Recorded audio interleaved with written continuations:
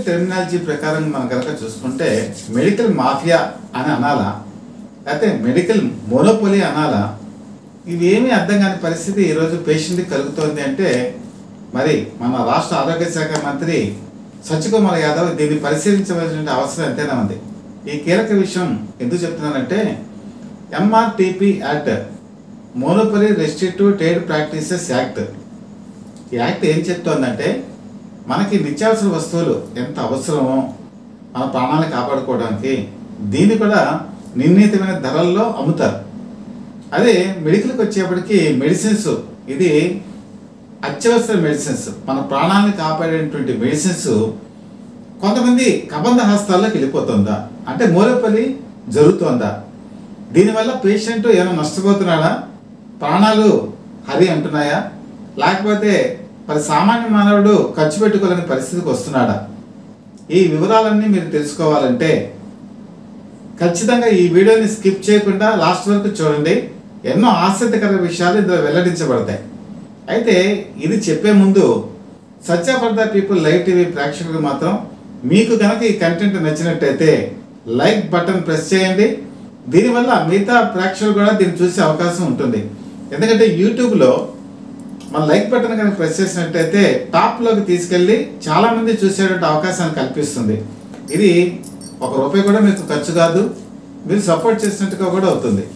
ఇంకా మీకు మా ఛానల్ ద్వారా వచ్చే లైవ్ ప్రోగ్రామ్స్ కానీ ఇతర వీడియోస్ కానీ మీకు నచ్చినట్టయితే మీరు తప్పనిసరిగా బెల్ ఐకాన్ ప్రెస్ చేసి సబ్స్క్రైబ్ చేసుకోండి. అలాగే మీ ఫ్రెండ్స్కి రిలేటివ్స్కి కూడా మీరు ఈ వీడియోస్ని మీరు పంపించి మీరు వాళ్ళకు కూడా చాలా తెలియని విషయాలు తెలిసేట్టుగా చేయవచ్చు. ముఖ్యంగా మీరు కనుక చూసినట్టయితే ఈవినింగ్ 5:30 నుంచి నైట్ 10 o'clock వరకు ఆ రోజు జరిగినటువంటి అనేకమైన రాజకీయ మిగతా సంక్షేమ కార్యక్రమాలు అన్నీ కూడా దేశంలో ఉన్నటువంటి అన్నీ కూడా మీకు లైవ్ టెలికాస్ట్ చేయబడుతుంది. యూట్యూబ్లో ప్లస్ ఫేస్బుక్లో కూడా వీటిని చూసే అవకాశం ఉంది. వీటిని కూడా మీరు చూడమని చెప్పి మనస్ఫూర్తిగా కోరుకుంటూ అసలైన కంటెంట్లోకి వచ్చేద్దాం. అసలు ఈ యాక్ట్ ప్రకారం అందరికీ కూడా సామాన్యమైనటువంటి వినియోగదారులందరికీ ప్రాణాపాయ పరిస్థితుల్లో ఉన్నప్పుడు మెడిసిన్స్ అందుబాటులో ఉండాలి. ఫర్ ఎగ్జాంపుల్ క్యాన్సర్ ఉంది, క్యాన్సర్ వాడే మందులు మన ప్రాణాన్ని కాపాడేటువంటి అత్యవసర ఔషధాలు. అలాగే ఎయిడ్స్ ఉంది, ఎయిడ్స్ కూడా అంతే. పెరాలసిస్ ఉంది, హార్ట్ అటాక్ ఉంది. ఇలా చాలా చెప్పాలంటే లివర్కి సంబంధించిన ప్రాబ్లమ్స్. ఇది కనుక వాడకపోతే, రెగ్యులర్గా వాడకపోతే పేషెంట్ మరణించేటువంటి అవకాశం ఉంటుంది. కాబట్టి ఈ మెడిసిన్స్ రెగ్యులర్ సప్లై ఉండాలి.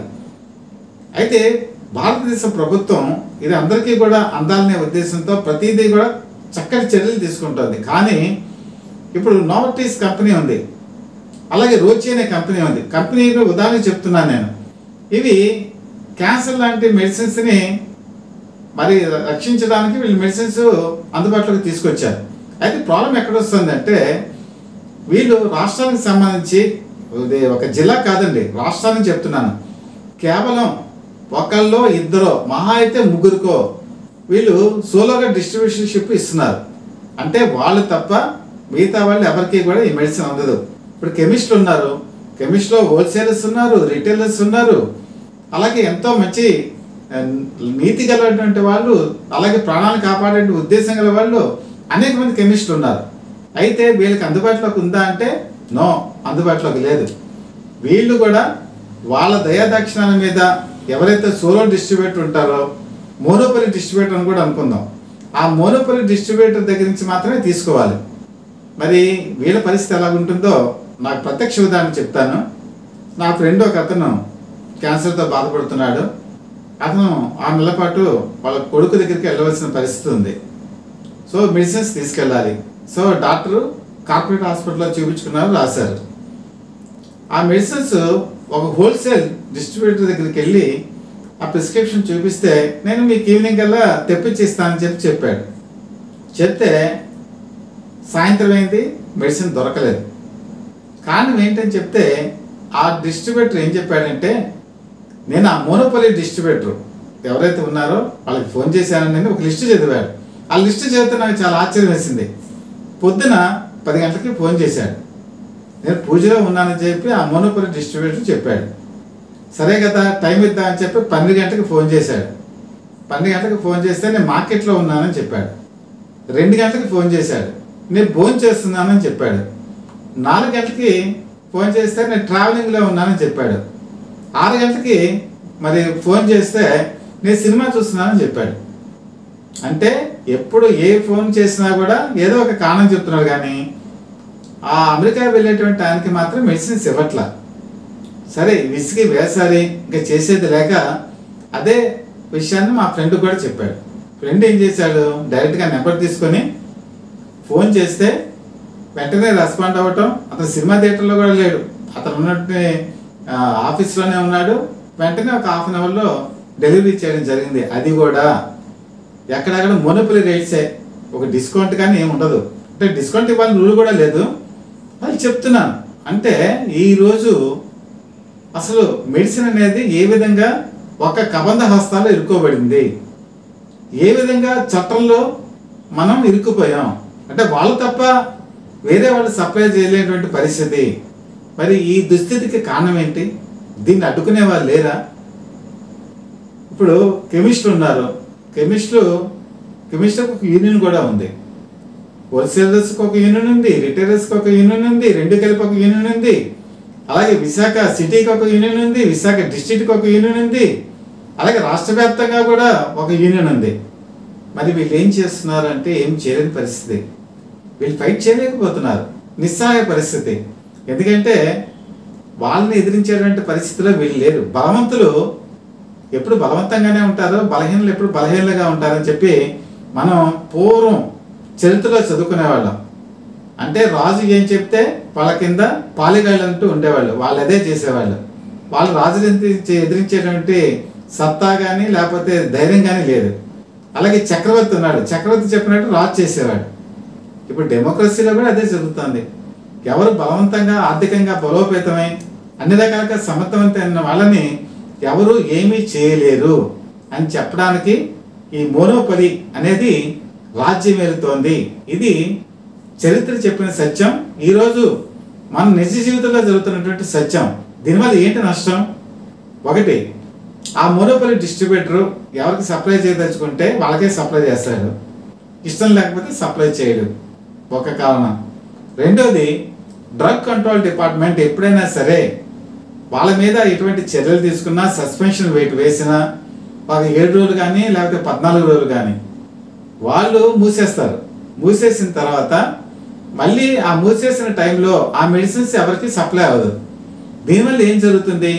హాస్పిటల్స్లో జాయిన్ అయినటువంటి క్యాన్సర్ పేషెంట్స్ లేకపోతే ఎయిడ్స్ ఉన్నటువంటి వాళ్ళు, ప్రాణాపాయ పరిస్థితుల్లో ఉన్న వాళ్ళు ఆ మెడిసిన్స్ దొరక్క మరణించిన సందర్భాలు ఉన్నాయి. ఇది నిజం. మీరు కనుక వెరిఫికేషన్ చేస్తే ఇది పక్కా నిజం.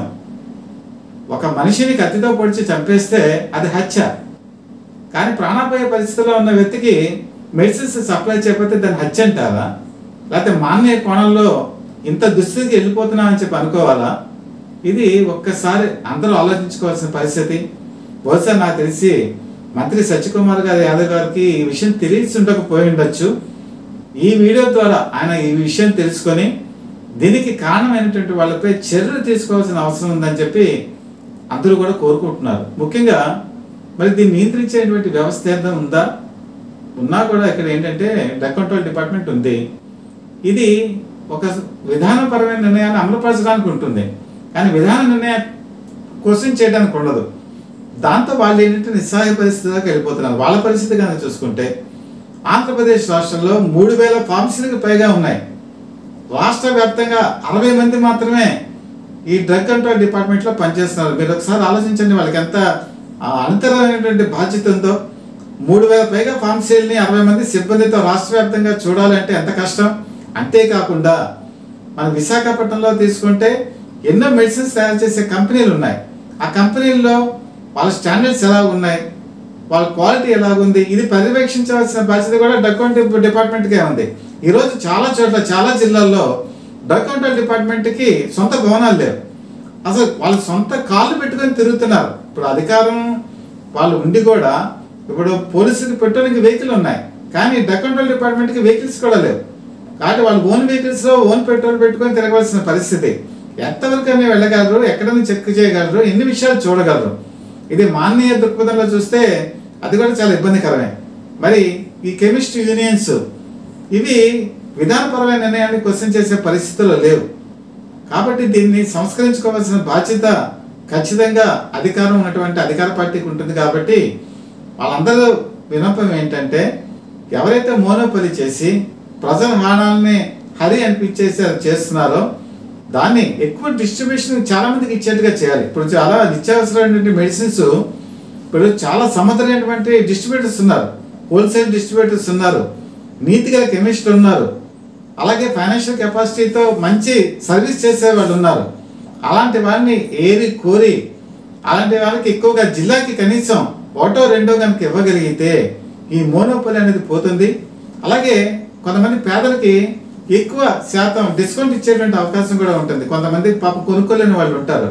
మానవతా దృక్పథం ఉన్నటువంటి డిస్ట్రిబ్యూటర్స్ కొంతమంది ఇప్పటికీ కూడా వాళ్ళు ఏంటంటే మానవత్వం ఉంది కాబట్టి చాలా మందికి వాళ్ళకి వచ్చే ప్రాఫిట్లో తగ్గించుకొని మెడిసిన్స్ ఇస్తున్న వాళ్ళు ఎంతోమంది ఉన్నారు. వాళ్ళు ఇలాంటి ప్రాణాలు కాపాడేటువంటి వాళ్ళని వాళ్ళు కూడా ఇవ్వగలిగితే వాళ్ళు కూడా తక్కువ ధరకు ఇచ్చేటువంటి అవకాశం కూడా ఉంటుంది. కాబట్టి దీని మీద ప్రభుత్వం ఒకసారి ఆలోచించాలి. ముఖ్యంగా ముఖ్యమంత్రి చంద్రబాబు నాయుడు గారు ఏ విషయం తెలిసినా కూడా ఈవెన్ పేపర్లో ఏదైనా వస్తే పేపర్ కటింగ్ ద్వారా చూసి ఆయన తెలుసుకుంటారు. ఎందుకంటే నాకు 1995 నుంచి చంద్రబాబు నాయుడు గారితో ఆయన చేసే విధానం నాకు తెలుసు. నేను కూడా ప్రముఖ జాతీయ తెలుగు దినపత్రికల్లో పనిచేశాను. 33 సంవత్సరాల జర్నలిస్ట్ జీవితం.